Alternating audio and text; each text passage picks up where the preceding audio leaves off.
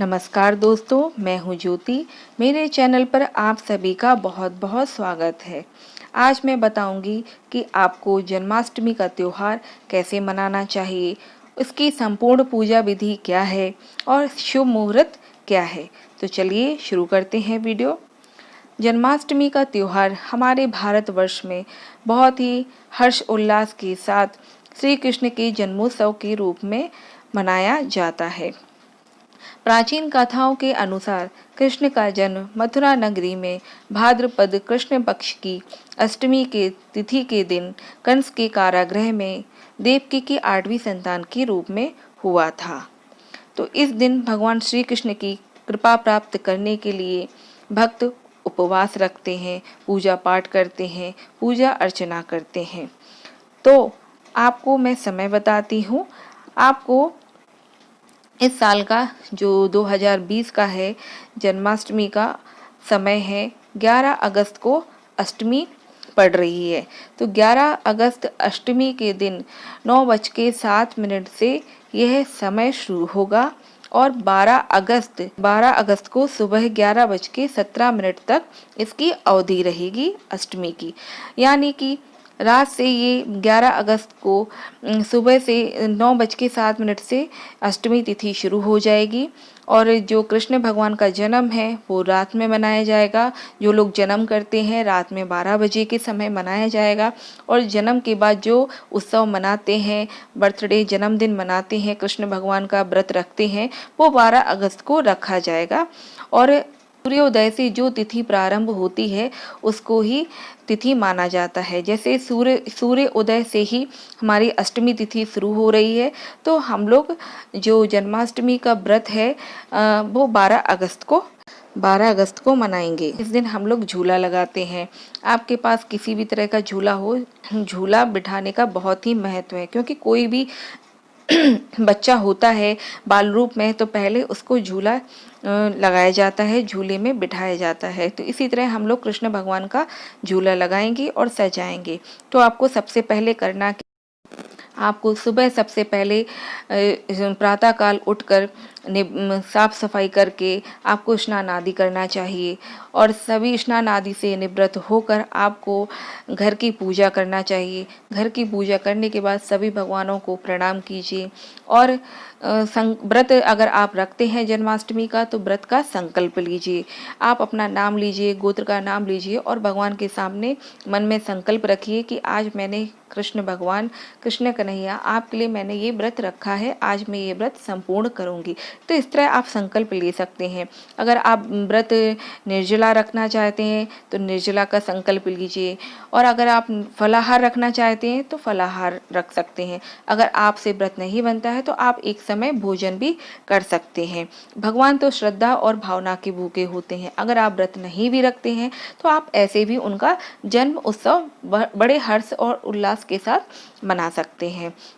तो आपको करना क्या है, सबसे पहले आप कृष्ण भगवान का जो जन्म है वो तो मंदिरों में जन्म कर दिया जाता है एक दिन पहले ही। जैसे मैंने बताया 11 अगस्त को शुरू हो रहा है जन्माष्टमी त्यौहार। तो आपको उनका जन्म 11 तारीख को 12 बजे रात में उनका जन्म हो जाएगा। तो वो मंदिरों में उनका जन्म हो जाता है, पूजा हो जाती है। ये हम लोग अपने घर में जो जन्म उत्सव मनाते हैं, कृष्ण का बर्थडे मनाते हैं, वो घर में मनाते हैं। तो किस तरह मनाना चाहिए, तो आपको सबसे पहले बाल गोपाल, जो कृष्ण लड्डू गोपाल की अगर आपके पास मूर्ति है तो सबसे पहले आप उनको उनको जल से स्नान कराइए। जल से स्नान कराने के बाद आपको पंचामृत से स्नान कराना है। पंचामृत से स्नान कराने के लिए आपको गाय का दूध लेना है और गाय का ही दही लेना है। आप दही एक दिन पहले गाय का जमा सकते हैं। तो गाय का दूध डालिए, गाय का दही से स्नान की कराइए। अलग अलग कराना है, एक साथ पंचामृत का नहीं कराना है। आप शहद से कराइए, फिर घी से कराइए, गंगा जल से कराइए, चीनी से कराइए। तो आप इस तरह पंचामृत से स्नान कराइए। फिर उनको शुद्ध जल से स्नान कराइए। फिर आप किसी भी साफ स्वच्छ कपड़े से, किसी भी रुमाल से, सॉफ्ट कपड़े से आप उनको पोंछिए। फिर उनका श्रृंगार कीजिए। श्रृंगार करने में आप उनको वस्त्र पहनाइए, कंगन पहनाइए, कानों के कुंडल हो कुंडल पहनाइए और तिलक लगाइए और मुकुट जरूर पहनाइए। मोर पंख वाला मुकुट उनको अति प्रिय है। मोर पंख वाला मुकुट पहनाइए। अगर मोर पंख का नहीं है तो आप मोर पंख हो तो आप मोर पंख भी रख सकते हैं और कोई भी मुकुट आप लगा सकते हैं। मतलब उनको आप बाल रूप में एक कृष्ण गोपाल के रूप में बहुत ही सुंदर सजाना है और उनको बांसुरी अर्पित करनी है। बांसुरी उनको अति प्रिय है, बांसुरी उनको रखिए।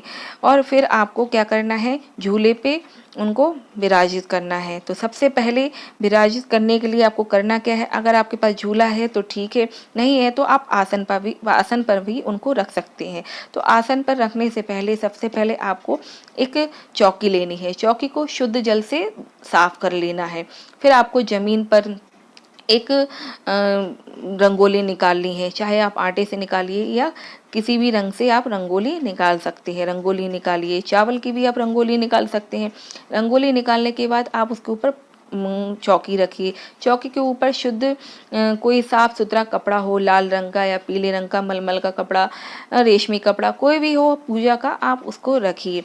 उसके ऊपर आपको भगवान का झूला या उनका आसन रखना है। उनके ऊपर आपको फिर लड्डू गोपाल रखने हैं। अगर आपके पास लड्डू गोपाल की फोटो नहीं है तो दोस्तों आप चाहे तो कृष्ण भगवान की फोटो ही क्यों ना हो या किसी बुक में फोटो हो, किसी किताब में फोटो हो, कहीं ना कहीं कृष्ण के बाल रूप की फोटो मिल जाती है तो आप उसको लगा दीजिए, दीवार पर चिपका दीजिए। किसी भी तरह की फोटो रख लीजिए। चाहे तो राधा कृष्ण की भी फोटो है वो भी आप रख सकते हैं। तो आपको करना क्या है, फोटो रख दी आपने, मूर्ति रख दी, फिर आपको एक थाली में हल्दी, चावल, रोली और फल फूल, 5 तरह के आप फल ले लीजिए, फूल ले लीजिए और मिठाई ले लीजिए। और मिठाई आपने घर में लड्डू प्रसाद कुछ भी बनाया हो और जो भी आपने भोग कृष्ण भगवान के लिए बनाया है तो आपको वो भी अर्पित करना है। वैसे तो इसमें कृष्ण भगवान बाल रूप में है तो इनको दूध का प्रसाद लगता है और पंचामृत का भी प्रसाद लगा सकते हैं। और सबसे ज़रूरी चीज़, भगवान कृष्ण भगवान को माखन मिश्री का भोग बहुत ही प्रिय है तो माखन मिश्री का प्रसाद लगाइए। पूजा में, जन्माष्टमी की पूजा में बहुत ही ज़रूरी है तो आप खीरा भी ज़रूर रखिए और उसको भी काटिए। प्रसाद बनता है, धनिया पंजीरी का प्रसाद लगाइए, पाक का प्रसाद लगाइए, गुड़ का प्रसाद लगाइए, ये सब प्रसाद लगाइए। अगर ये सब ना हो सके तो आप माखन मिश्री का भोग और दूध का भोग जरूर लगाइए। खीर बना लीजिए। भोजन अगर आपने बनाया है तो भोजन भी बनाइए, भोजन का भी प्रसाद आप लगा सकते हैं। भगवान तो श्रद्धा और भावना के भूखे होते हैं। आप किसी भी श्रद्धा भावना से कोई भी प्रसाद जैसा आपने बनाया आप सच्चे मन से पूजा कीजिए, भगवान तो यूं ही स्वीकार कर लेते हैं। भगवान भाव देखते हैं। और आपको करना क्या है, आप अगर आपके पास गाय का बछड़ा है, गाय है, छोटी सी रूप में मूर्ति है और उसकी प्रतिमा है तो वो भी आप रख दीजिए, क्योंकि कृष्ण भगवान को गाय भी अति प्रिय है। और गाय रखने के बाद थोड़ा सा आप उस धूप दीप दिखाइए, दीपक जलाइए, दीपक की पूजा कीजिए। कृष्ण भगवान को सब रोली, हल्दी, चावल चढ़ाइए और उनको माखन मिश्री का भोग लगाइए और प्रार्थना कीजिए। भगवान का नाम जपते रहिए।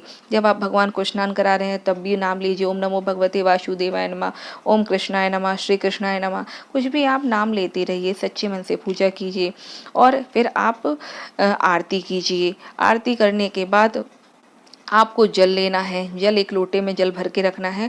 आरती करने के बाद आपको वो जल 5 बार हाथ में लेकर थोड़ा थोड़ा जल और प्रसाद के चारों तरफ घुमा देना है पूजा पूरी होने के बाद। और प्रसाद नैवेद्य लगाने के पहले आप पूजा जैसे हल्दी, चावल, रोरी और फल फूल सब चढ़ाया तो आप छोटा सा होम भी कर सकते हैं। आप है ना, कंडी है जो, उसको भी आप गरम करके गैस पर उसको हवन कीजिए। ओम 5 बार या 7 बार या 11 बार, आप जो भी जितना भी हो सके ऐसे भी आप भगवान का नाम लेते जाइए और घी का होम करिए। आपको होम करना है, उसमें प्रसाद चढ़ाइए, हल्दी, कुमकुम, चावल, उसमें भी आप सबको चढ़ाना है। और चढ़ाने के बाद आप एक नारियल भी जरूर रखिए और हो सके तो इस दिन राखी भी चढ़ाई जाती है कृष्ण भगवान को, तो आप राखी भी चढ़ाइए।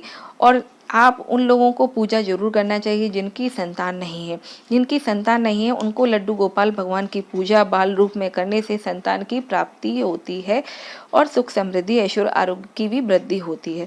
तो आप जिनको संतान नहीं है वो एक बांसुरी जरूर चांदी की भेंट करिए कृष्ण भगवान को बाल रूप में, तो इससे संतान की प्राप्ति कहा जाता है कि जल्दी प्राप्त होती है। तो आप बांसुरी रखिए और गेंदे के फूल चढ़ाइए खुशबू के लिए, क्योंकि कृष्ण भगवान को पीली चीज़ ज़्यादा पसंद है, पीला रंग बहुत ही प्रिय है क्योंकि उनको पीताम्बर भी कहा गया है। तो आप उनको पीले रंग के वस्त्र चढ़ाइए तो बहुत ही अच्छा लगता है। आप जैसे हो सके वैसा पूजा कीजिए। आशा करती हूँ आपको मेरा वीडियो अच्छा लगा होगा। अगर आपको मेरा वीडियो अच्छा लगे तो लाइक कीजिए, शेयर कीजिए, मेरे चैनल को सब्सक्राइब कीजिए। मिलते हैं नेक्स्ट वीडियो में।